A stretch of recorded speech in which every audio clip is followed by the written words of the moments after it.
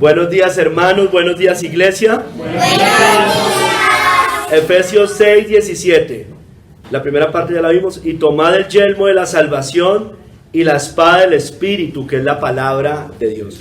Señor, obra en este momento, en este tiempo que que yo voy a predicar este mensaje, Señor, para que sea usado por medio del Espíritu Santo y cada corazón esté con mansedumbre recibiendo la palabra. En el nombre de nuestro Señor Jesucristo, amén. Pueden sentarse, hermanos. Hoy continuamos con la armadura, la sexta parte de la armadura, la espada del Espíritu. La espada del Espíritu. Dice, y tomad la espada del Espíritu, que es la palabra de Dios. Hermanos, veníamos estudiando las armas anteriores, que principalmente eran defensivas, pero no es que sean únicamente defensivas. Sin embargo, como les decía, pueden ser tanto defensivas como ofensivas. El cinturón de la verdad no es exclusivamente defensivo. La verdad cautiva y lleva a someternos a ella. Entonces ahí se vuelve a ofensiva. La coraza de justicia no solo sirve como protección, gana también al prójimo para Cristo. Los pies calzados con el evangelio de la paz, es decir, el apresto para ir a la batalla espiritual, provee tiempo y energía para invadir los dominios del enemigo y arrebatarle los despojos que había tomado. El escudo de la fe vence al mundo, hermanos, recapturando a los perdidos. El yelmo de la salvación entra cantando al campo donde el enemigo tiene sus prisioneros, dándoles libertad. No obstante, hermanos, el arma más evidentemente ofensiva, tanto física como espiritualmente, es la espada, hermanos. Es eminentemente ofensiva. Pablo dice, y tomad la espada del Espíritu, que es la palabra de Dios. Ahora, también es un arma de defensa, como también vamos a ver. Esto lo decía Kistemaker, hermanos. Matthew Henry complementa diciendo que la espada era parte fundamental y útil en la armadura del soldado. La palabra de Dios es fundamental y de gran utilidad para el cristiano en esta guerra espiritual, hermano, para que tengamos éxito. Aquí se le llama la espada del Espíritu porque es de inspiración del Espíritu Santo, la palabra. Es eficaz y poderosa y más cortante que toda espada de dos filos. Como la espada de Goliat, ninguna como esa. Con ella atacamos a los asaltantes. Los argumentos de las Escrituras son los más poderosos para repeler la tentación, hermanos. Cristo mismo resistió las tentaciones de Satanás con la palabra. Dijo, escrito está. Al estar guardada en el corazón, preservará del pecado y mortificará y matará aquellas lujurias y corrupciones latentes allí. Entonces por eso también es defensiva, no es solamente ofensiva. Y la espada físicamente también tanto ataca, pero también defiende. Ya vamos a ver. Primer capítulo, y vamos a ver 3 capítulos, hermanos. En el primero vamos a hablar de las espadas. En el segundo, la espada del Espíritu. Y en el tercero vamos a hablar de la palabra de Dios. Entonces en el primer capítulo, las espadas, hermanos. La figura de trasfondo en esta cita es una espada, tal vez corta, la que llevaba y esgrimía el soldado, esto lo dice Kistemaker, el soldado romano pesadamente armado. Con ella no solo se defendía, sino que irrumpía en las filas del enemigo ganando victoria. Esto lo dice Kistemaker. Hermanos, mire, las espadas o la espada es un arma que ha sido admirada y temida, hermanos, en muchas culturas a lo largo de la historia. La espada. La espada es un arma tanto ofensiva como defensiva, ya les decía. Usada para protegerse de ataques de enemigos. Yo me protejo con la espada, pero también para atacarlo y vencerlo. Una cosa es cuando él viene y me ataca, yo me defiendo con la espada, y otra cosa es cuando yo voy y ataco al enemigo con la espada. Era necesario recibir una rigurosa formación sobre el uso de ella para que los soldados sacaran el mejor provecho al usarla. La espada, hermanos, utilizada por los soldados romanos era conocida como gladius, y en manos de un hombre diestro era un arma temible. Fue conocida como, la espada de los romanos fue conocida, mire, escúcheme bien, como la espada que conquistó el mundo. Si usted busca eso, la espada que conquistó el mundo. Era afilada en ambos lados, letal contra los enemigos sin armadura, y la punta también era afilada y permitía perforar las otras armaduras, hermanos. En batalla, un soldado de infantería, por ejemplo, en las legiones romanas, también estaba equipado con una daga más pequeña, lanzas y posiblemente algunos dardos. Pero el gladius, es decir, la espada romana, era el arma principal en el arsenal del soldado. Era lo principal. Las otras cosas puede que no las tuvieran, pero una espada sí o sí la tenía un soldado. Hermanos, miremos algunos ejemplos en la Biblia. Miremos que David se ciñó su espada, pero se la quitó al pelear con Goliat porque él no se sentía cómodo con esa espada. Primera de Samuel 17:39 dice: y ciñó David su espada sobre sus vestidos, y probó andar, porque nunca había hecho la prueba. Y dijo David a Saúl: yo no puedo andar con esto, porque nunca lo practiqué. Y David echó de sí aquellas cosas. Entonces las espadas eran pesadas. Y mire que David no era diestro como los soldados romanos en la espada, en el manejo de la espada. Usarla hubiera sido inútil, ¿no es cierto? Inútil. Él no sabía manejar eso, no estaba adiestrado para eso. Él sabía cuidar ovejas, pero él también utilizaba muy bien la honda, ¿no es cierto? Entonces, una espada, si yo no la sé usar, no sirve para nada, hermano. Si la palabra yo no la sé usar, puede ser un fuego temible, no un fuego del Espíritu Santo. O la puedo torcer, peor aún, ¿no es cierto? Hermano, sin embargo, Goliat sí tenía una gran espada, más grande que la de David, porque Goliat era un gigante, ¿no? Y su espada seguramente era más grande. Primera de Samuel 17:45. Entonces dijo David al filisteo: tú vienes a mí con espada y lanza y jabalina, mas yo vengo a ti en el nombre de Jehová de los ejércitos, el Dios de los escuadrones de Israel, a quien tú has provocado. Entonces Goliat venía con una gran espada. David ya se la había quitado, pero Goliat venía con esa gran espada, y Goliat sí la sabía usar. Él sí sabía muy bien cómo usar esa espada. David no la sabía usar, y lo mejor que hizo fue quitársela. Hermanos, más adelante, en 1 Samuel 17:50, nos muestra que David termina venciendo a Goliat sin llevar su propia espada, ¿no es cierto? Dice allí: así venció David al filisteo con honda y piedra, con la honda de David, e hirió al filisteo y lo mató, sin tener David espada en su mano. Entonces lo venció sin la espada, pero mire cómo lo mató. Verso 51, con la misma espada de Goliat. O sea, él le dio la honda y le dio un golpe letal. Sin embargo, lo mató finalmente con la espada del mismo Goliat. Verso 51 dice: entonces corrió David y se puso sobre el filisteo, y tomando la espada de él y sacándola de su vaina, lo acabó de matar. Estaba ya prácticamente muerto, pero con la espada lo termina de matar. Y le cortó con ella la cabeza. Y cuando los filisteos vieron a su paladín muerto, huyeron. Entonces, David dio el golpe final con la propia espada de Goliat para matarlo. En Nehemías 4:17 al 18, cuando los judíos vuelven de Babilonia y están reconstruyendo la ciudad y los muros, muestra que ellos, cuando edificaban los muros, con una mano trabajaban y con la otra llevaban la espada en su mano. Nehemías 4:17 al 18. Los que edificaban en el muro, los que acarreaban y los que cargaban, con una mano trabajaban en la otra, y en la otra tenían la espada.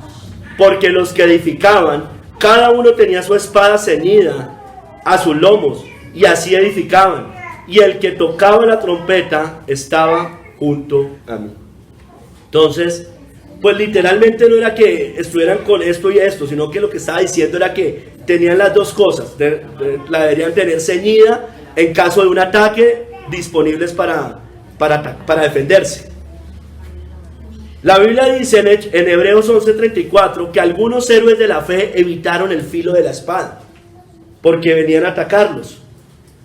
Dice allí, apagaron fuegos impetuosos, evitaron filo de espada, sacaron fuerzas de debilidad y se hicieron fuertes en batalla.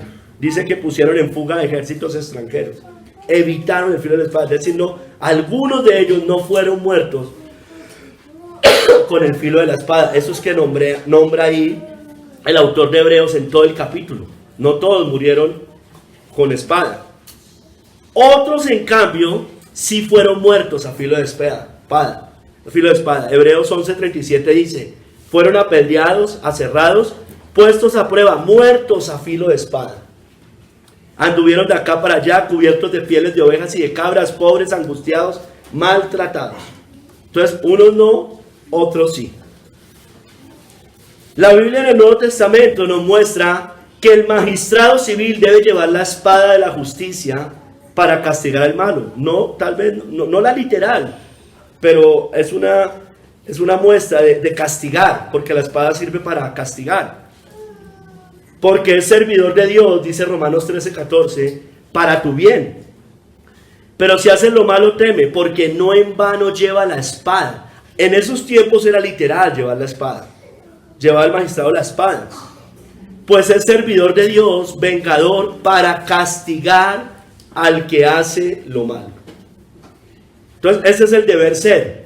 Sin embargo, en Marcos 14:48, los captores del Señor Jesús, los magistrados en tiempos del Señor Jesús, usaron la espada para castigar al justo, no para castigar al malhechor. En Marcos 14:48 dice: y respondiendo Jesús les dijo: como contra un ladrón habéis salido con espadas y con palos para prenderme. Entonces, no, esos magistrados romanos, porque eran romanos también, no usaban la espada correctamente, no la estaban usando correctamente. Entonces, cuando la espada, el magistrado civil la usa para castigar al justo o al que hace el bien, es decir, al que no está haciendo lo malo, la está usando como esos hombres usaron la espada para prender al Señor Jesús. Y eso pasa hoy mucho. Entonces, por eso yo admiro y alabo, así no sean cristianos, al magistrado civil que castiga al malhechor. Así no sean cristianos, no me importa, pero está haciendo lo que dice la Biblia. Hoy en Colombia no hacen eso. Entonces yo prefiero a los otros en ese sentido. Pedro, por defender a Jesús, cortó con su espada la oreja del siervo del sumo sacerdote, y ahí la usó mal. Dice en Mateo 26:51: pero uno de los que estaban con Jesús, ese era Pedro, extendiendo la mano, sacó su espada e hiriendo a un siervo del sumo sacerdote, que era Malco, le quitó la oreja. Pero el Señor lo reprende. Pedro no usó bien la espada allí, porque había un propósito mayor. Estaba haciendo lo mismo cuando él le dijo: Señor, de que de ninguna manera esto te acontezca.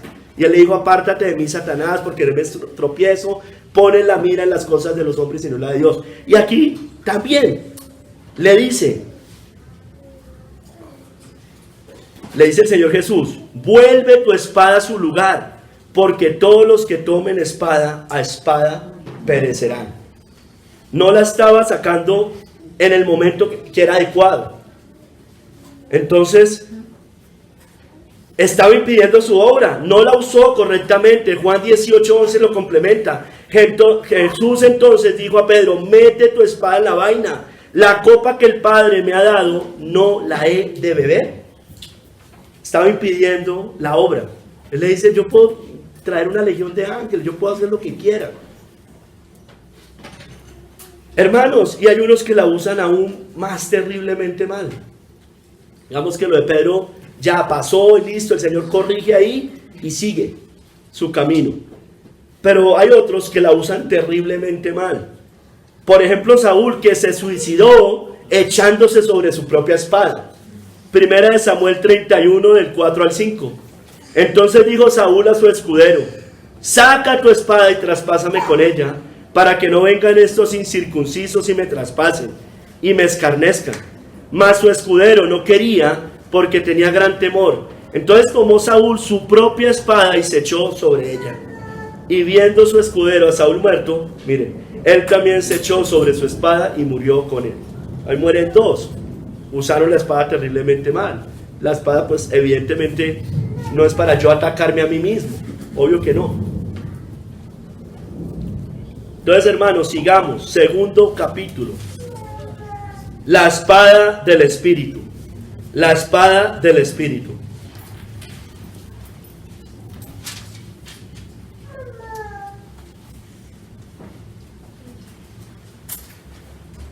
Así se llama. Esto dice Kistemaker. Se llama así la espada del Espíritu, pues fue dada por el Espíritu Santo, ¿no?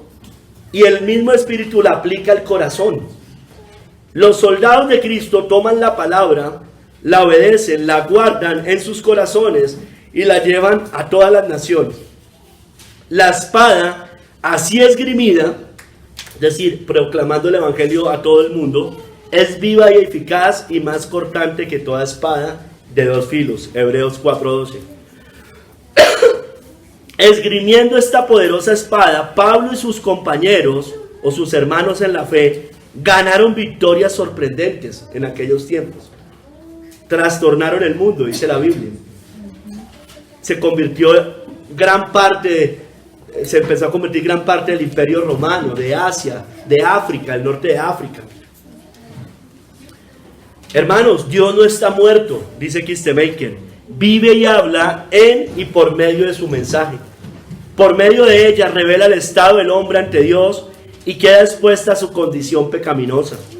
Por medio de ella, aplicada al corazón del hombre por el Espíritu, es guiado de su pecado al Salvador y a una actitud de acción de gracias y alabanza.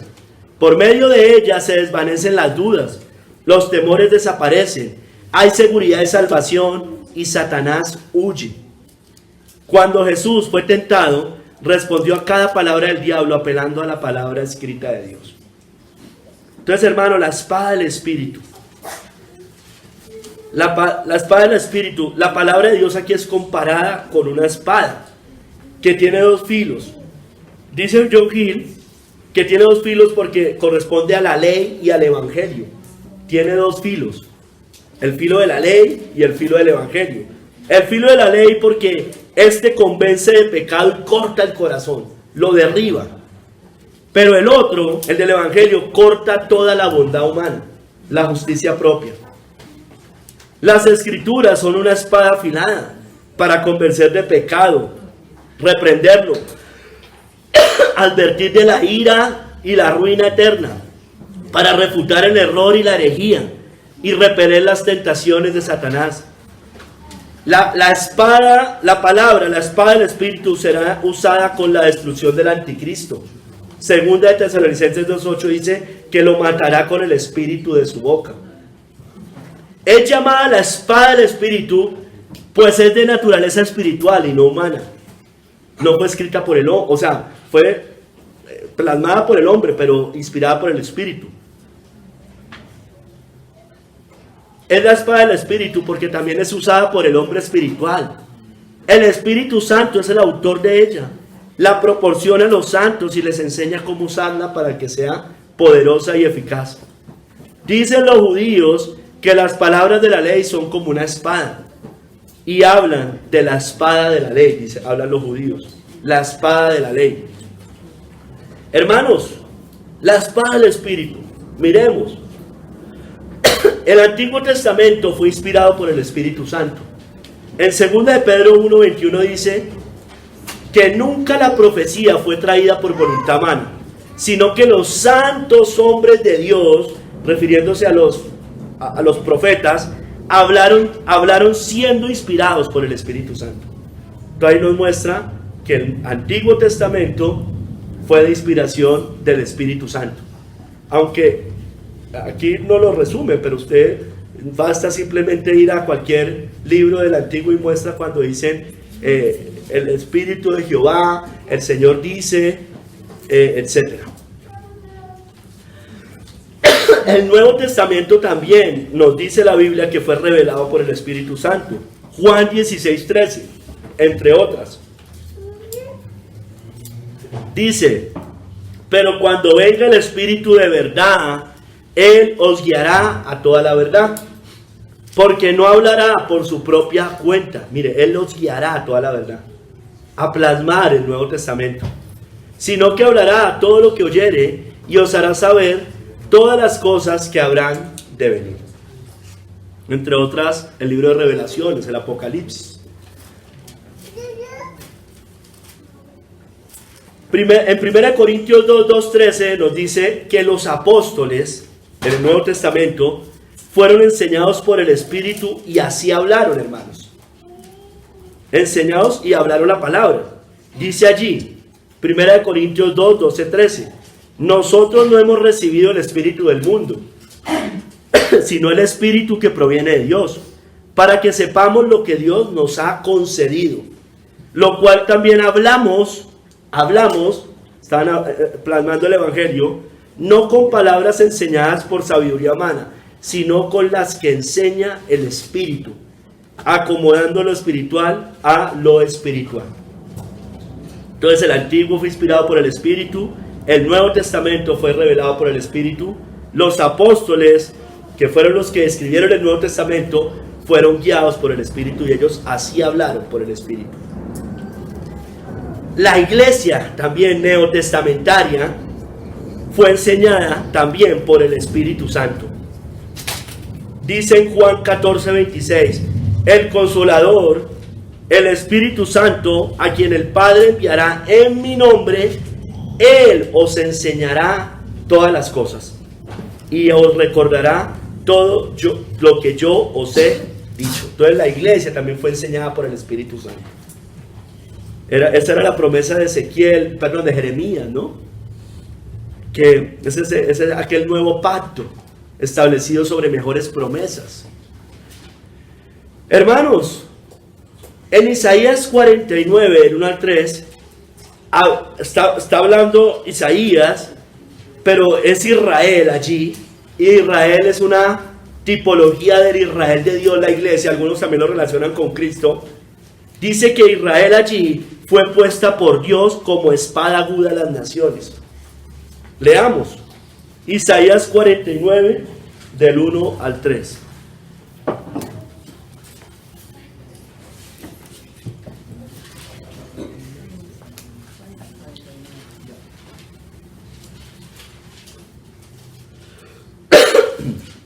Oídme, costas, y escuchad, pueblos lejanos.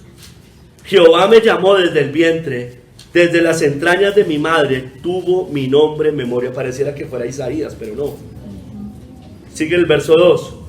Y puso mi boca como espada aguda, me cubrió con la sombra de su mano, y me puso por saeta bruñida, me guardó en su aljaba, y me dijo, mire, mi siervo eres, oh Israel, porque en ti me gloriaré. Es Israel, pero Israel aquí habla de costas lejanas. Entonces está hablando es una tipología del Israel de Dios, el evangelio que va a ser extendido a toda tribu, lengua y nación, hermanos. Algunos lo relacionan con Cristo, pues creo que puede aplicar para Cristo y para el Israel de Dios, la iglesia. En Apocalipsis 1:16 nos dice que de la boca de Cristo salió una espada aguda de 2 filos para hablar a las 7 iglesias. Antes de empezarle a dirigir la palabra a cada iglesia, dice que de allí salió una espada aguda de 2 filos. Tenía en su diestra 7 estrellas. De su boca salía una espada aguda de 2 filos. Y su rostro era como el sol cuando resplandece en su fuerza. Mire, de su boca salía una espada aguda de 2 filos. Y ahí empieza a hablar a cada una de las 7 iglesias. También, y por ejemplo, en Apocalipsis 2, 14 y 16, Cristo reprende a esa iglesia, a la iglesia de Pérgamo, por tolerar la doctrina de Balaam y la doctrina de los nicolaitas. Pero le dice algo adicional, que él mismo vendría y pelearía contra esas falsas doctrinas con la espada que sale de su boca, porque esa iglesia no lo estaba haciendo. Dijo, yo mismo vendré y pelearé contra ella. Leamos. En el verso 16, voy a leer solo el 16. Por tanto, arrepiéntete, pues si no, vendré a ti pronto y pelearé contra ellos, contra la doctrina de Balaam y los nicolaitas, con la espada de mi boca. Hermano, ¿cuál era esa doctrina de Balaam? Dice que incitaba a comer de los sacrificados a los ídolos y a cometer fornicación, ¿no es cierto? ¿Y quién fue Balaam, hermano? Balaam fue el que incitó a los israelitas a que cometieran fornicación con las hijas de Moab, de los moabitas, y los incitó a comer cosas sacrificadas a los ídolos. Los hizo que se inclinaran a Baal peor. Balaam, cuando iba a bendecir supuestamente a Israel, edificó 7 altares, ¿no es cierto? Eso muestra la idolatría, porque solo se podía edificar un altar a la vez. Al parecer era en honor a los dioses, a los planetas, a los astros, a las estrellas. Hermanos, esto muestra la idolatría. Una iglesia idólatra, una iglesia mezclada con el mundo. Eso es la doctrina de Balaam. La de ellos, mire, cometieron fornicación con las hijas de los moabitas. Cuando una iglesia se mezcla con el mundo, está haciendo eso. El ecumenismo nos muestra eso. El sincretismo religioso nos muestra ello. Esa es la doctrina de Balaam y la amistad con el mundo. Los nicolaitas. Hay varias posiciones con los nicolaitas, pero básicamente 2. Una es que los nicolaitas cometían fornicación, adulterio y toda inmundicia. Dice que tenían a sus esposas en común, se compartían las esposas. Comían cosas también sacrificadas a los ídolos. Y también se relaciona con las jerarquías en la iglesia. Aquí nos muestra toda la inmundicia, las lujurias, el homosexualismo dentro de la iglesia, las casas de burler, como es la iglesia católica romana. Aquí nos muestra también que el celibato y la virginidad que promueven ellos en algunas personas, lo único que promueve es la inmundicia y la perversión sexual. También tiene que ver con la idolatría y también con aquí hablando de las jerarquías, pues tiene que ver con las iglesias así establecidas. Jerarquizadas, y el mejor ejemplo de eso es Roma papal, hermanos. Las iglesias son planas, hermanos. Dice, uno es vuestro pastor y todos vosotros hermanos. El Señor solo habló de obispos o ancianos, que es lo mismo, o pastores o diáconos. Pero aún así ni siquiera los puso que estaban en una autoridad superior sobre los demás. Dice, todos son hermanos. Tienen una responsabilidad, por supuesto, y son dignos de honor, por supuesto, pero eso no quiere decir que son los jefes de los otros. Cristo, el verbo de Dios, en Apocalipsis 19:15, nos dice que Él vendrá al final de los tiempos con la espada aguda de la palabra a herir a las naciones. Dice allí, de su boca sale una espada aguda para herir con ella a las naciones, y Él la regirá con vara de hierro, y Él pisa el lagar del vino del furor y de la ira del Dios Todopoderoso. Y Él pisa el lagar del vino del furor y de la ira del Dios Todopoderoso. De su boca sale una espada, dice que viene en un caballo blanco, ¿no? Y sus ejércitos con Él, vestidos de blanco. Hermanos, Cristo va a venir y va a herir a las naciones, a todas las naciones paganas, a los gentiles, a los papistas, dice John Gill, todos los estados anticristianos, a todos los reinos, estados, reyes y gobernantes, a toda esa gran Babilonia, esa gran ramera, hermanos. Y lo va a hacer con gran severidad, hermanos, como dice acá. No va a tener compasión de ellos. No va a tener compasión de ellos. Hermano, la Biblia, yo ya se los mencionaba al principio de este capítulo, destruirá al anticristo con el espíritu de su boca. Lo voy a volver a leer, 2 de Tesalonicenses 2:8. Y entonces se manifestará aquel inicuo, a quien el Señor matará con el espíritu de su boca y destruirá con el resplandor de su venida. Él va a venir al final de los tiempos, en ese último día, a destruir al papado y toda su doctrina, hermano, todos sus nombres blasfemos. Amén. Del Santo Padre, cabeza de la iglesia, del vicario de Cristo, toda su idolatría a María, a los santos, a los papas, a los cardenales, a los curas. Va a destruir y la viene destruyendo todas sus doctrinas falsas, la transustanciación, la salvación por obras, el purgatorio, los sacramentos, el formalismo, el ecumenismo y el sincretismo religioso promovido por él. Lo va a destruir, hermanos. Que venga pronto, eso sí va a ser en un día, el último día. Amén. Al papado, otra cosa será la iglesia, esa ramera que va a ir cayendo poco a poco, porque esto dicen las escrituras, hermanos. Por eso, su pueblo, hermanos, debe sacar valientemente la espada de la palabra. Lucas 22:36. Y les dijo, pues ahora el que tiene bolsa, tómela, y también la alforja, y el que no tiene espada, venda su capa y compre una. Recuerden ese sermón, ¿no? En la Calera. Venda su capa y compre una espada, refiriéndose a la palabra de Dios, hermanos. Hermanos, porque los reinos de esta tierra, los poderosos, van a caer por la palabra. Así que, Salmo 149:6-9, exalten, hermanos, a Dios con sus gargantas, y espada de dos filos en sus manos, para ejecutar venganza entre las naciones y castigo entre los pueblos, para aprisionar a sus reyes con grillos y a sus nobles con cadenas de hierro, para ejecutar en ellos el juicio decretado. Gloria será esto para todos sus santos. Aleluya. Hermanos, definitivamente Dios nos salva con espadas físicas. Dios nos salva así. Él salva espiritualmente con su poder, como le dijo David a Goliat.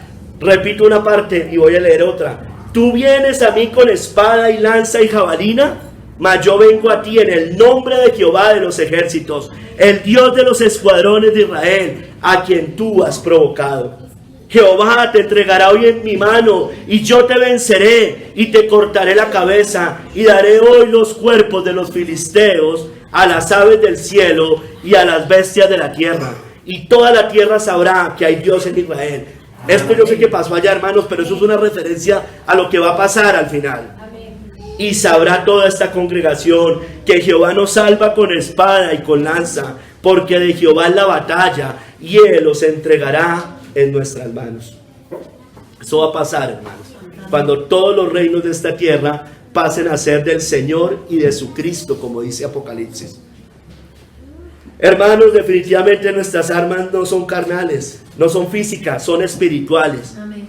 Segunda de Corintios 10:4-6, porque las armas de nuestra milicia no son carnales, sino poderosas en Dios para la destrucción de fortalezas, derribando argumentos y toda altivez que se levanta contra el conocimiento de Dios, y llevando cautivo todo pensamiento a la obediencia a Cristo. Amén. Y estando prontos para castigar toda desobediencia, cuando vuestra obediencia sea perfecta. Hermanos, ella, la palabra, es la espada del Espíritu, y es más cortante que toda espada de dos filos, porque la palabra de Dios es viva y eficaz, y más cortante que toda espada de dos filos, y penetra hasta partir el alma y el espíritu, las coyunturas y los tuétanos, y discierne los pensamientos y las intenciones del corazón. Entonces, hermano, vamos al tercer capítulo, hermanos.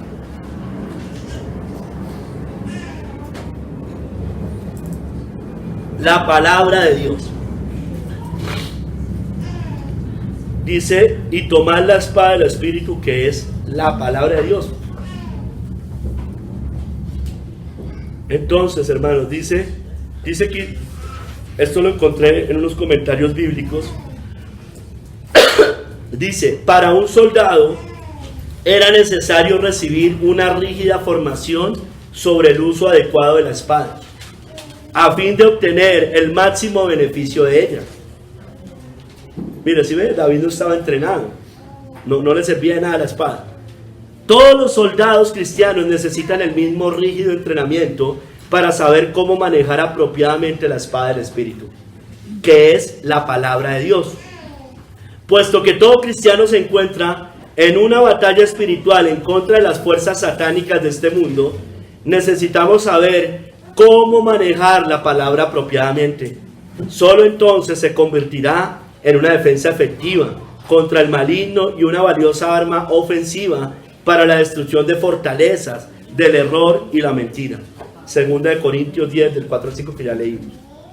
Entonces, por eso, hermanos, es importante memorizar las Escrituras y desarrollar una cierta sensibilidad hacia el Espíritu Santo.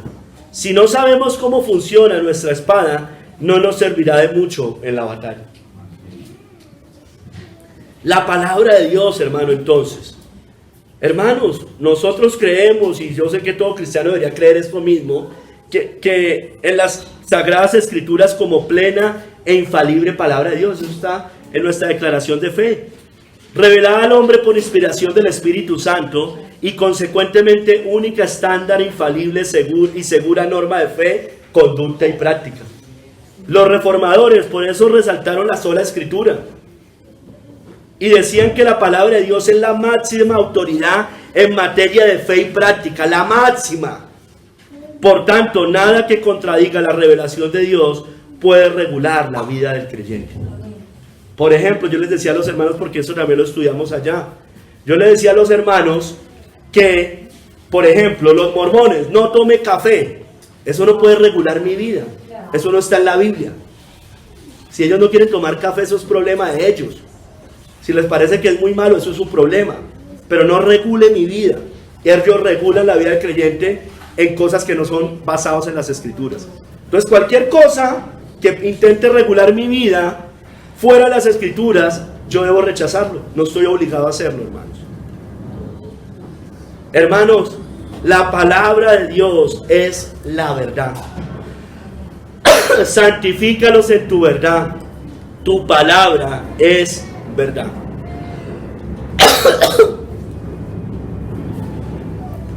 Santifícalos en tu verdad. Tu palabra es verdad. Yo sé que es obvio en una iglesia cristiana decir que la palabra de Dios es la verdad, pero en este mundo parece que no.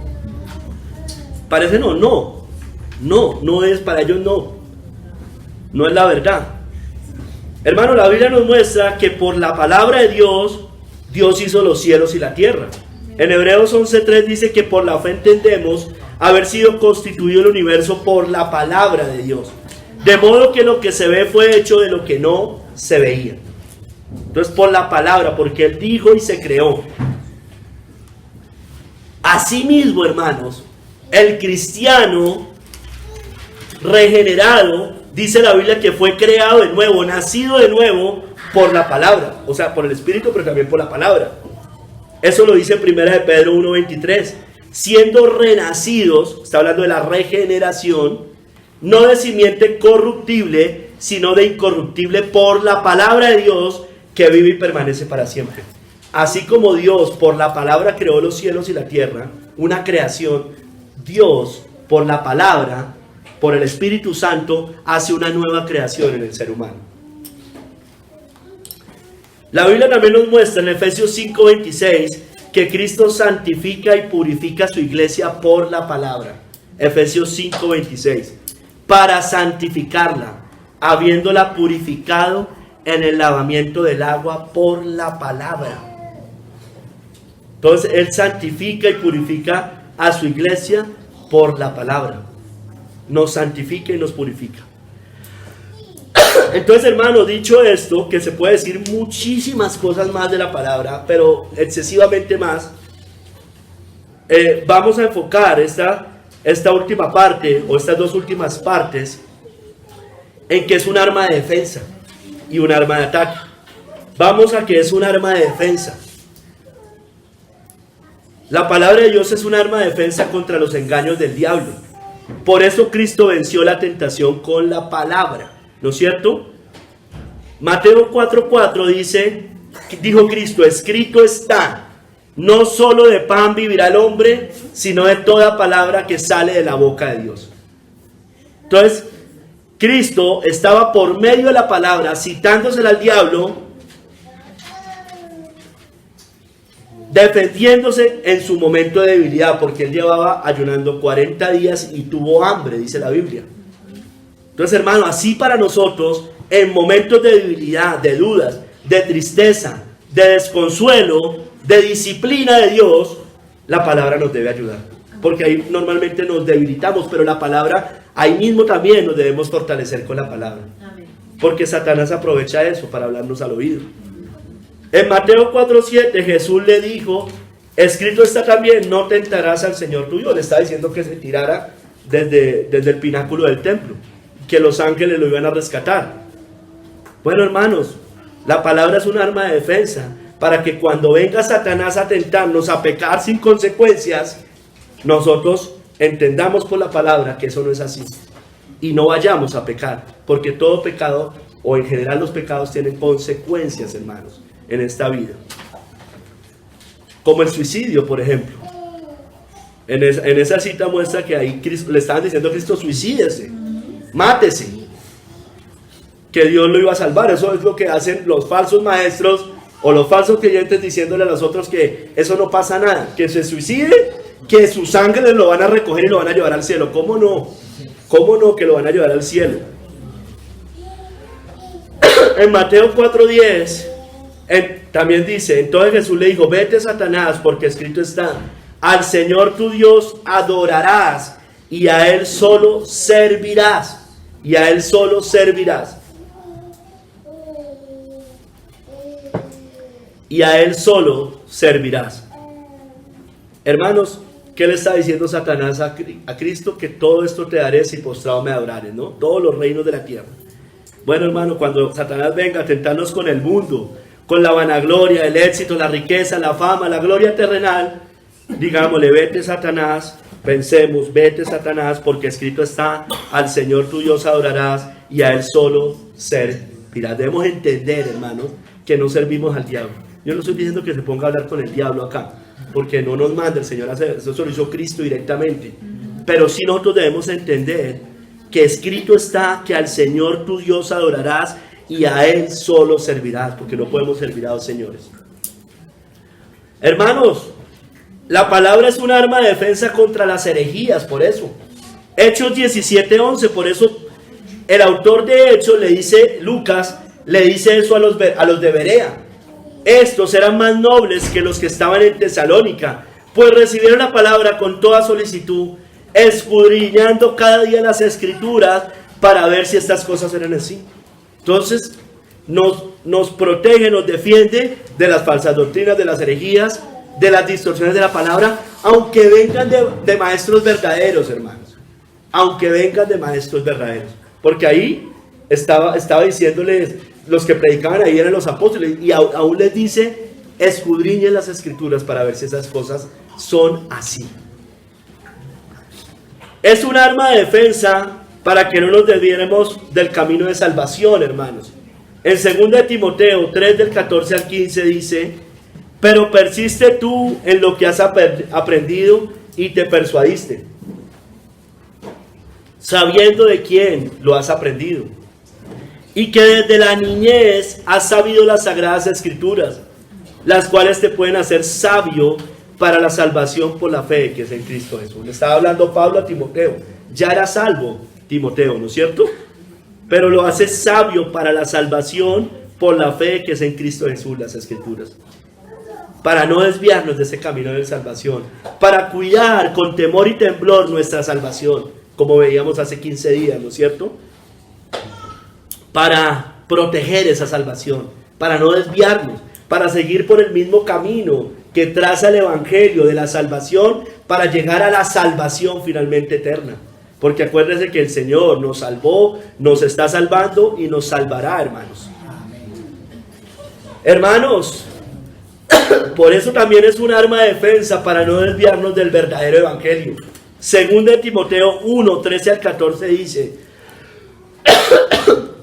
retén la forma de las sanas palabras que de mí oíste, en la fe y amor que es en Cristo Jesús. Guarda el buen depósito por el Espíritu Santo que mora en nosotros. Mire, dice, retén la forma de las sanas palabras, la sana doctrina, el verdadero evangelio. Es un arma de defensa, porque nosotros cogemos la Biblia y según lo que nos enseñan, según lo que vemos, según lo que se predica, lo que se enseña en general, nosotros decimos esto es sana doctrina, esto no es sana doctrina. Entonces nosotros por las escrituras podemos ver a un falso maestro como Maldonado, como Cash Luna, que eso no es sana doctrina, hermanos, por la Biblia, porque lo que hacen esos hombres va contrario a las escrituras. Es una perversión del evangelio, ¿no es cierto? Entonces nosotros podemos ver por las escrituras que el papado romano, la iglesia de Roma, no enseña sana doctrina, no enseña sanas palabras. Enseña como doctrinas mandamientos de hombre, enseña idolatría, enseña transustanciación, enseña el papado como Dios. Enseña todas estas cosas, salvación por méritos humanos, obras, ritos, sacramentos. Entonces, retén la forma de las sanas palabras. Entonces eso nos ayuda a guardar el buen depósito por el Espíritu Santo que mora en nosotros, hermanos. Hermanos, también es un arma de defensa contra el pecado. Salmo 119:11. En mi corazón he guardado tus dichos para no pecar contra ti. Entonces por eso hay que memorizarla, hermanos. Yo sé que memorizarla por memorizarla no sirve de mucho, pero es bueno hacer ese ejercicio, hermanos. Los niños me encanta que se la aprendan. Yo sé, hermano, que hay que decirles, bueno, no es solo en la cabeza, que baje al corazón. Pero, hermano, cuando nosotros tenemos grabada la palabra, memorizada la palabra, en los momentos de pecado, de tentación, la usamos ahí para no pecar contra ti. Entonces viene el convencimiento del Espíritu que nos dice, mire, la Biblia dice. Hermanos, la palabra de Dios, escúcheme bien, es un arma segura en medio de la oscuridad y confusión que se vive en el final de los tiempos. O en cualquier momento de confusión, hermanos. En cualquier momento de confusión de la historia. Segunda de Pedro 1:19 dice, tenemos también la palabra profética más segura, a la cual hacéis bien en estar atentos como una antorcha que alumbra en lugar oscuro, hasta que el día esclarezca y el lucero de la mañana salga en vuestros corazones. Tenemos la palabra profética más segura. La Biblia, nosotros debemos ir a la Biblia, hermanos, para corroborar las profecías que están ahí, para mirar las señales de los tiempos, para ver las señales del fin del mundo, antes de que venga Cristo. Hermano, hay cosas que no son profecías y nosotros las volvemos profecías en la Biblia. Yo se lo he dicho, tengamos cuidado, hermano. El gran apagón, esos son los 3 días de oscuridad. No, hermano, no lo es. Puede que suceda, hermanos, puede que suceda. Escúcheme, yo no le estoy diciendo que no puede, que las conspiraciones y las élites puedan hacer alguna cosa de esa, pero por favor, hermano, no lo relacione con la Biblia, ¿sí? No tuerza la escritura. Eso no es el gran apagón. Eso no son los 3 días de oscuridad, hermanos. No son, por favor, yo no quiero escuchar más hermanos diciendo eso en la iglesia. Eso no es, hermanos. El conflicto de los siglos de los adventistas no es una palabra profética segura, es una falsa profecía, hermanos, porque además fue revelada por una mujer, Elena White. Entonces, eso no son profecías, eso no es palabra profética segura, hermano. Hermano, ojo con las conspiraciones de este mundo. Yo sé que hay cosas que anuncian ellos, yo lo sé, hermanos, y hay que estar también atentos. Pero no se nos puede olvidar que la mayoría de esas conspiraciones del mundo son dichas por impíos, ateos y católicos romanos. Tengamos cuidado, hermanos. No llaméis conspiración a todas las cosas que este pueblo llama conspiración. Ni temáis lo que ellos temen, ni tengáis miedo, hermanos. O sea, le creemos más a todo eso, hermanos. Vivimos abrumados por estas cosas. Yo no sé qué va a pasar ahorita con este nuevo virus. No lo sé, voy a cuidarme en lo que digo porque seguro me bloquean. No sé, hermanos, qué va a pasar. No tengo ni idea. Pero yo veo a unos hermanos muy asustados o algunas hermanas muy asustadas. Hermano, si vuelve a pasar, pues que vuelva a pasar. Allá enfrentaremos las cosas. ¿Qué podemos hacer, hermanos? Hay cosas que usted y yo no podemos controlar. Ya, tranquilo, hermano, relájese. Vamos a anunciar el evangelio, hermano. Yo no le digo que cierre sus ojos a todo. No, no, no. Eso no es lo que yo estoy diciendo. Pero es que, hermano, hay personas que eso los abruma tanto. No podemos vivir así, hermanos. Relájese. Y creen más a todo lo que ellos dicen. Y si ellos lo dicen, entonces eso se va a hacer, parece palabra de Dios. No, es que yo lo escuché por allá. No, no, eso fijo va a pasar. No, fijo va a pasar lo que dice la Biblia. Amén. Eso sí fijo va a pasar. Ella es nuestra antorcha, hermano, en este lugar oscuro. Mire, dice, antorcha que alumbra el lugar oscuro, hasta que el día esclarezca, porque va a volver Cristo. Y el lucero de la mañana salga en vuestros corazones, hermanos. Hermanos, la palabra de Dios es un arma de ataque. Allí era defensa, aquí un arma de ataque. Es un arma de ataque, hermanos, porque como ya leímos, es viva y eficaz y más cortante que toda espada de dos filos. Entonces es de ataque. Dice allí, como es de ataque, que penetra hasta partir el alma y el espíritu, las coyunturas y los tuétanos, y discierne los pensamientos y las intenciones del corazón. Discierne las intenciones del corazón. Hermanos, es un arma de ataque contra el mundo que no tolera la verdad. Segunda de Timoteo 4, del 1 al 2. Es un arma de ataque contra este mundo maligno que no tolera la sana doctrina. Te encarezco delante de Dios y del Señor Jesucristo, que juzgará a los vivos y a los muertos en su manifestación y en su reino, que prediques la palabra, que histes a tiempo y fuera de tiempo, redarguye, reprende, exhorta con toda paciencia y doctrina. Dice más adelante, porque vendrá tiempo donde no tolerarán la sana doctrina, sino que teniendo comezón de oír, se amontonarán maestros conforme a sus propias concupiscencias. Dice, y apartarán la verdad del oído y se volverán a las fábulas. Dice, pero tú sé sobrio, haz obra de evangelista. Entonces, hermanos, es un arma de ataque contra este mundo que no tolera la verdad, contra este mundo humanista, este mundo que también promueve el ateísmo, el moralismo, la impiedad.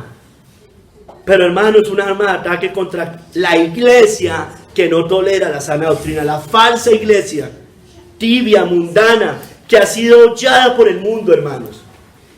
Hermanos, este mundo está mal en gran medida porque la iglesia está mal, hermanos. Porque la iglesia fue hollada, es sal desvanecida, no sala, hermanos, no es insípida. ¿Y sabe qué es la iglesia en este mundo? Mira, así pisoteada, así nos tienen, pisoteados. Porque tenemos un evangelio perdedor, hermanos. Hemos sido hollados por el mundo. Creemos que la iglesia son 4 paredes y no más. No, hermanos, eso no es así. Según las escrituras, no es así. Dice que debemos alumbrar en este mundo. Amén. Debemos alumbrar, hermanos. Hermanos, es un arma de ataque. Es el arma de ataque para que las personas crean y se arrepientan. Hermano, esa es el arma de ataque. Así que la fe es por el oír y el oír por la palabra de Dios. ¿Quiere que alguien sea salvo? Predíquele. Ay, voy a orar por mi mamá, por mi tía, por mi abuelita. Sí, está bien que hay que orar, hermano, porque el Espíritu Santo es el que convence. Pero si usted no le predica, no se va a convertir. Eso no es bíblico. La gente se convierte cuando alguien oye, porque la fe es por el oír y el oír por la palabra de Dios. Entonces, predicamos la palabra de Dios. Hermanos, la fe, el arrepentimiento, la salvación, la conversión, el nuevo nacimiento, como ya vimos, es por la palabra de Dios. Acuérdense que fuimos renacidos no de simiente incorruptible, no de corruptible, sino incorruptible por la palabra de Dios. Por eso en Ezequiel 37 dice, profetiza y esos huesos se levantarán. Es la forma, hermanos. Somos cómodos, hermanos. Voy a orar. Es que el Espíritu es el que convence. Sí, convence, por supuesto. y sin el Espíritu no hay forma. Pero convence, tenemos que predicar, hermano. Las dos cosas tienen que estar ahí. Hermanos, los que son de Dios, es un arma de ataque, y los que son de Dios atenderán a esa palabra. Juan 8:47, el que es de Dios, las palabras de Dios oye. Por esto no las oís vosotros, porque no soy de Dios. Entonces no, tampoco digamos, lo va a predicar, pues si usted no es de Dios no me va a escuchar. No, hermano, predique, usted no sabe, nosotros no sabemos, nadie lo sabe. Hasta que sean salvos lo vamos a saber, o hasta que mueren, y si murieron en condenación, pues ya vamos a saber que no. Pero mientras tanto, mientras hay vida, hay esperanza. Entonces los que son de Dios atenderán a su palabra, pero muchos van a tropezar, y muchos van a tropezar en ella. Primera de Pedro 2:8 dice que la palabra es piedra, Cristo es piedra de tropiezo y roca que hace caer, porque tropiezan en la palabra, siendo desobedientes, a lo cual también fueron destinados. Entonces, cuando yo tropiezo con Cristo es porque estoy tropezando con el mensaje de Cristo. Tropiezo en la palabra. O sea, tropiezo con Cristo, roca que hace caer. Dice, porque tropiezan en la palabra. Entonces cogen la Biblia y dice, yo no puedo creer esto. Yo no me voy a sujetar a esto. Yo no me voy a someter a esto. Cristo un solo Salvador, un solo mediador. No. Que es que mis obras, mis méritos, mi mundo yo no lo voy a dejar. Mis ritos, mis cosas. Entonces muchos tropiezan en ella. Los fariseos, judíos, tropezaron con la palabra. Tropezaron con Cristo. Entonces unos la atenderán, otros tropezarán, porque para uno será olor de vida y para otros será olor de muerte, hermanos. Segunda de Corintios 2, 15 y 16. La palabra para unos es eso. Porque para Dios somos grato olor de Cristo en los que se salvan y en los que se pierden. A estos ciertamente olor de muerte para muerte, y a aquellos olor de vida para vida. Y para estas cosas, ¿quién es suficiente? Entonces, usted predica, para uno será olor de vida, para otro será olor de muerte. Pero usted insiste, persiste, y eso es lo que debemos hacer. Y por eso así entendemos mejor cuando la Biblia dice que su palabra no vuelve vacía. Isaías 55:11, así será mi palabra que sale de mi boca, no volverá a mí vacía, sino que hará lo que yo quiero y será prosperada en aquello para que yo la envíe.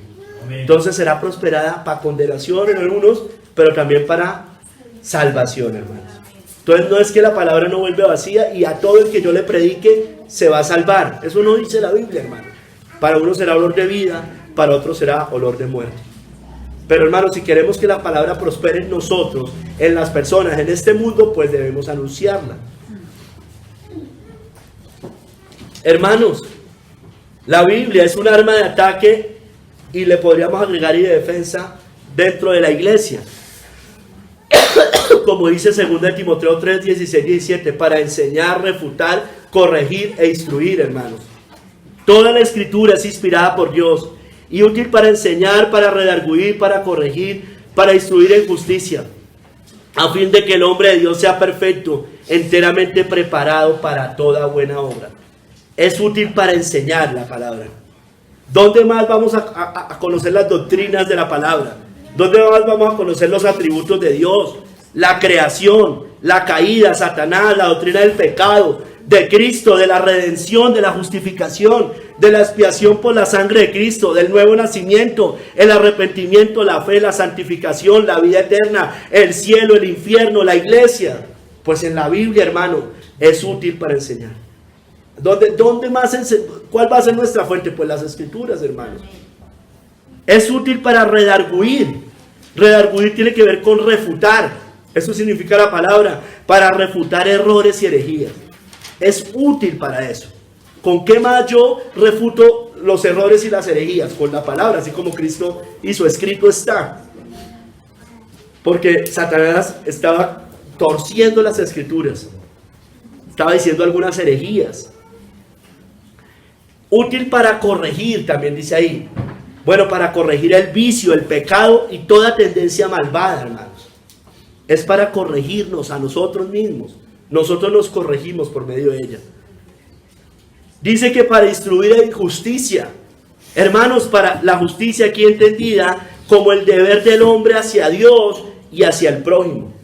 Instruir en justicia, ser justos, tanto con Dios como con los hombres. Dice que para que el hombre de Dios sea perfecto. Bueno, hermanos, como dice 1 Timoteo 6:11, que el hombre de Dios debe edificarse o perseverar en la justicia, la piedad, la fe, el amor, la paciencia y la mansedumbre, hermanos, para que el hombre de Dios sea perfecto. Y dice después, enteramente preparado para toda buena obra. Bueno, hermano, todo lo bueno. Por un lado el ministerio, la obra de Dios, nosotros los pastores, etcétera. La vida del cristiano, para toda área de la vida, el hogar, el trabajo, el dinero, las finanzas, la economía, la política, todo, hermanos. La Biblia tiene, como siempre se los hemos dicho, algo que decir en cualquier área de la vida, hermano, no de su vida, de la vida. Entonces, para que el hombre de Dios esté enteramente capacitado y preparado para toda buena obra, cómo ser un buen empleado, cómo ser un buen padre, cómo ser un buen hijo, cómo ser lo que sea, hermanos, según la Biblia. Allá va a encontrar principios, hermanos, para que el hombre de Dios sea perfecto, enteramente preparado para toda buena obra. Hermanos, es un alma para nosotros los pastores principalmente, pero también para los cristianos en general, contra los que contradicen, contra los falsos maestros. Tito 1:9, perdón, hablando de las características del pastor o de los obispos, dice que él debe ser, entre otras cosas, retenedor de la palabra fiel, tal como ha sido enseñada, para que también pueda exhortar con sana enseñanza y convencer a los que contradicen. Entonces, por un lado, exhortar con sana enseñanza dentro de la iglesia, con la sana doctrina, pero por el otro lado, convencer a los que contradicen. ¿Quiénes contradicen? Pues los falsos maestros, los herejes, las falsas doctrinas, las sectas. Andy, hay algo raro ahí. ¿Está bien? Las falsas doctrinas, hermano, toda secta, toda herejía, toda cosa errada, hermanos. Por eso debemos ser retenedores de la palabra fiel, retenedores de la palabra fiel, hermanos. Un pastor que no sea retenedor de la palabra fiel, que no sea fiel a las escrituras, pues no está capacitado para ser un obispo, un pastor. O sea, por eso dice que también no sea un neófito, ¿no es cierto? Entonces debe conocer las escrituras, debe saberlas, debe ser fiel, no debe ser guiado por su corazón, por sus impulsos, no debe ser guiado por doctrinas falsas, por filosofías humanas, sino por la palabra. Amén. Que el Señor nos ayude. Amén. Hermanos, por tanto debemos usar bien la palabra, porque es un arma de ataque. Segunda de Timoteo 2:15, procura con diligencia presentarte a Dios aprobado, como obrero que no tiene de qué avergonzarse, que usa bien la palabra de verdad. Que usa bien, hermanos. Hay veces debemos ser muy cuidadosos cada vez que vamos a decir algo. Hermanos, por eso no podemos falsificar la palabra de Dios. Segunda de Corintios 2:17, pues no somos como muchos que medran falsificando la palabra de Dios, sino que con sinceridad, como de parte de Dios y delante de Dios, hablamos en Cristo, hermanos. Entonces, no podemos falsificarla, no podemos expandir herejías, errores, falsas interpretaciones. Hermanos, debemos guardarnos de lo que hacen los falsos maestros, las sectas, como los testigos de Jehová, los mormones, los adventistas, el papado romano, la iglesia católica, hermanos.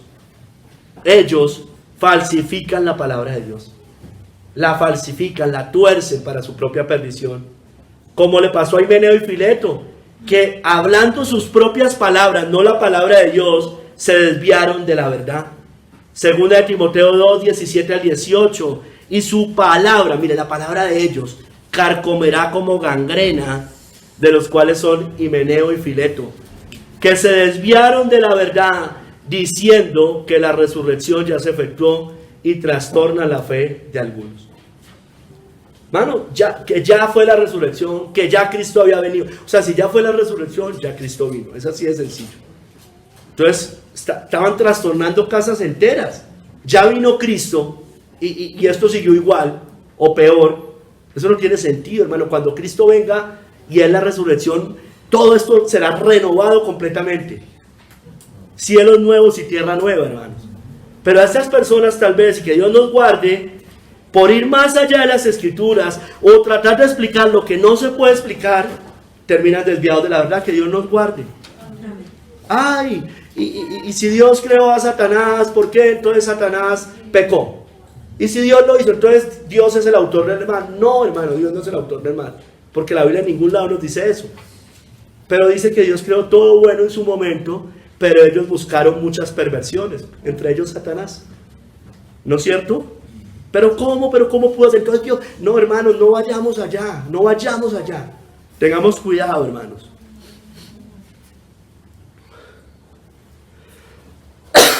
Hermanos, no torzamos la palabra, porque será para nuestra propia condenación o perdición.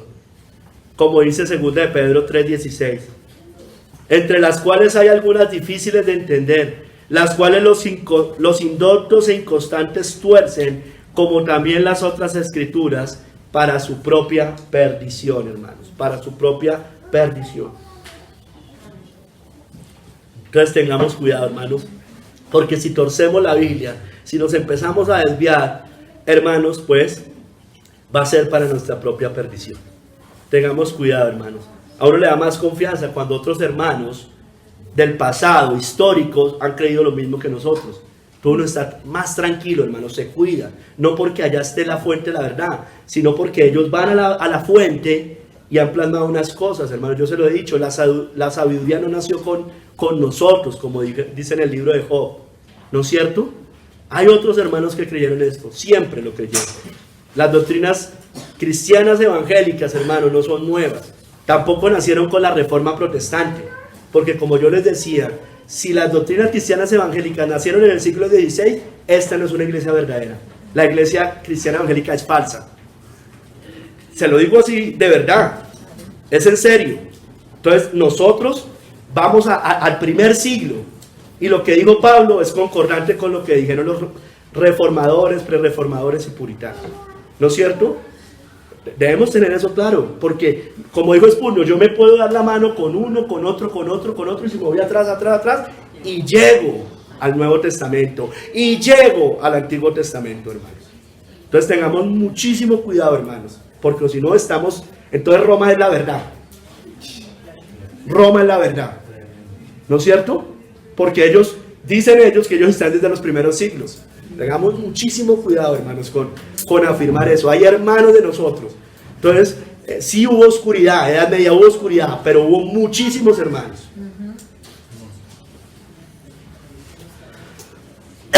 Hermanos, no debemos añadirle o quitarle a la Biblia, hermanos.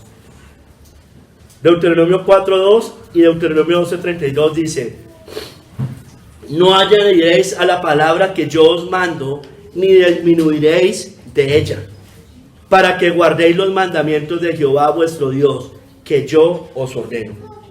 Cuidarás de hacer todo lo que yo te mando, no añadirás a ello, ni de ello quitarás. Entonces, hermanos, añadir lo que hacían los fariseos, enseñan como doctrinas mandamientos de hombres. El formalismo enseña como doctrinas mandamientos de hombres, como los fariseos. Que es que si una iglesia no tiene membresía formal, escrita, firmada, no es una iglesia bíblica. Eso son doctrinas de hombres. Que si usted no tiene una confesión, entonces no sé qué, y allá en su iglesia no dice confesión Westminster o lo que sea, no es una iglesia bíblica. No, hermanos. Aquí estudiamos las confesiones. Pero poner una etiqueta no es nada, hermano. Eso lo hace cualquiera. ¿Qué es que el bautismo es necesario para la salvación? ¿Qué es que el que no tiene lenguas, no habla en lenguas, entonces no tiene el Espíritu Santo? ¿Qué es que ya hizo la oración de fe y entonces eso le da la salvación? ¿Qué es que las mujeres solo pueden andar en falda o los hombres en pantalón? No, hermano, la mujer se debe vestir como mujer piadosamente y decorosamente. Piadosamente. ¿No? Y ya sabemos lo que es piadosa, no exhibiéndose ni nada de eso. Pero puede usar o falda o puede usar un pantalón si es piadoso, modestia y decoro. Y que el hombre solo puede usar pantalones, hermanos. Bueno, obviamente pues se ve muy feo un hombre con faldas en estos tiempos, pero recordemos que en tiempos de Cristo, hermanos, usaban túnicas, hombres y mujeres. Pero pues hermanos, si hoy usted se va a poner una falda, pues se va a ver como raro, ¿no? Entonces va a parecer como una mujer. Dice, no vestirá el hombre como mujer. Ahora, si usted está en Escocia, ya la cosa es diferente, pero a mí me parece como feo. Pero no estamos allá, entonces no nos enredemos con eso. Hermano, ¿qué es añadir? Agregar libros a la Biblia, como hizo Roma con los deuterocanónicos, ¿no? Con los libros apócrifos, tiene otro nombre, deuterocanónicos o apócrifos. Otros libros agregan a la Biblia. 7 libros agregaron. ¿Dónde los va a ubicar? ¿En el Antiguo o en el Nuevo? No se puede. Solo hay 2 testamentos. Eso es un tercer testamento. Y además escritos en el periodo del silencio. ¿No es cierto? En los 400 años de que no hubo profecía hasta Malaquías, desde Malaquías, fue después de Malaquías. Entonces, hermanos, agregan a la Biblia. Agregan. Los testigos de Jehová con su libro Atalaya, los mormones con la doctrina y convenio, la perla de gran precio, el libro del mormón, etcétera, hermanos, porque están por encima de la Biblia. Y el papado romano, pues, con sus doctrinas falsas, es decir, con sus el magisterio de la iglesia se llama realmente, o el papa cuando añade cosas. Hermano, quitar. Entonces, por ejemplo, sectas como los testigos de Jehová quitan el evangelio de Juan, particularmente el evangelio Juan 1, para atacar la deidad de Cristo, porque no les gusta que digan en el principio ya existía el verbo y el verbo estaba con Dios y el verbo era Dios. Entonces tienen que quitar a las escrituras. Otros quitan la doctrina del infierno, como los testigos de Jehová, los adventistas o los mormones. Eso es quitar a la Biblia, hermanos. Otros quitan hasta la segunda venida de Cristo, etcétera, hermanos. Hermano, porque vendrán los juicios más terribles a estas personas que agregan o quitan. Entonces nosotros debemos ser muy cuidadosos. Eso dice al final de Apocalipsis 22, 18 y 19. Yo testifico a todo aquel que oye las palabras de la profecía de este libro. Si alguno añadiera estas cosas, Dios traerá sobre él las plagas que están escritas en este libro. Y si alguno quitare de las palabras del libro de esta profecía, Dios quitará su parte del libro de la vida y de la santa ciudad y de las cosas que están escritas en este libro, hermanos. Hermanos, su palabra es perfecta, fiel, recta, pura, es la verdad, nos amonesta y nos promete galardones grandes. Hoy lo cantamos, hermanos. La ley de Jehová es perfecta, que convierte el alma. El testimonio de Jehová es fiel, que hace sabio al sencillo. Los mandamientos de Jehová son rectos, que alegran el corazón. El precepto de Jehová es puro, que alumbra los ojos. El temor de Jehová es limpio, que permanece para siempre. Los juicios de Jehová son verdad, todos justos. Deseables son más que el oro y más que mucho oro afinado, y dulces más que miel y que la que destila del panal. Tu siervo es además amonestado con ellos. En guardarlos hay grande galardón, hermanos. Hermanos, entonces recibamos con mansedumbre la palabra, por lo cual, desechando toda inmundicia y abundancia de malicia, recibid con mansedumbre la palabra implantada, la cual puede salvar vuestras almas, hermanos. Entonces recibamos con mansedumbre lo que dicen las escrituras. Pero hermanos, mire, eso lo dice Santiago 1:21. En Santiago 1:22 al 24 nos dice que no solo seamos oidores, sino hacedores de la palabra. Pero sed hacedores de la palabra y no tan solamente oidores, engañándoos a vosotros mismos. Porque si alguno es oidor de la palabra, pero no hacedor de ella, este es semejante al hombre que considera en un espejo su rostro natural, porque él se considera a sí mismo y se va y luego olvida cómo era. Entonces, hermanos, lo de siempre. Escuchamos un sermón, escuchamos la palabra, decimos, uy, sí, es verdad. Y el lunes estamos sin tomar medidas, hermanos. No seamos oidores, seamos hacedores de la palabra, hermanos. Hermanos, su palabra es, como yo les decía, es perfecta. si perfecta, fiel, recta, pura, verdad, nos amonesta, promete galardón, hermanos. Por eso su palabra va a permanecer para siempre. Sécase la hierba, marchítase la flor, mas la palabra de Dios nuestro permanece para siempre. Hermanos, su palabra nunca va a terminar, porque el cielo y la tierra pasarán, pero mis palabras no pasarán, la palabra del Señor. Hermanos, la palabra nos da la victoria sobre Satanás y todo este mundo maligno. Apocalipsis 12 del 10 al 11, y ellos le han vencido por medio de la sangre del Cordero y de la palabra del testimonio de ellos, y menospreciaron sus vidas hasta la muerte, y de la palabra del testimonio de ellos. Vencemos, hermano, y como Cristo venció a Satanás allá en el desierto, cuando estaba ayunando en esa tentación, nosotros también, por la palabra del testimonio, hermanos. Hermanos, digamos como el salmista, que seamos enseñados por la palabra. Me parece que hoy leímos una parte de esto. Enséñame, oh Jehová, el camino de tus estatutos, y lo guardaré hasta el fin. Dame entendimiento y guardaré tu ley, y la cumpliré de todo corazón. Guíame por la senda de tus mandamientos, porque en ella tengo mi voluntad. Eso está en el Salmo 119. Inclina mi corazón a tus testimonios y no a la avaricia. Aparta mis ojos que no vean vanidad. Avívame en tu camino. Confirma tu palabra a tu siervo que te teme. Quita de mí el oprobio que he temido, porque buenos son tus juicios. He aquí, yo he anhelado tus mandamientos. Vivifícame en tu justicia. Hermanos, ella debe ser nuestro mayor deleite, nuestro mayor tesoro y nuestra guía, hermano, porque es un arma de ataque y es un arma de defensa. Y dice también el salmista en el Salmo 119, 97 al 105, dice: oh, cuánto amo yo tu ley, todo el día es ella mi meditación. Así debería ser, hermanos. Me has hecho más sabio que mis enemigos con tus mandamientos, porque siempre están conmigo. Más que todos mis enseñadores he entendido, porque tus testimonios son mi meditación. Más que los viejos he entendido, porque he guardado tus mandamientos. De todo mal contuve mis pies para guardar tu palabra.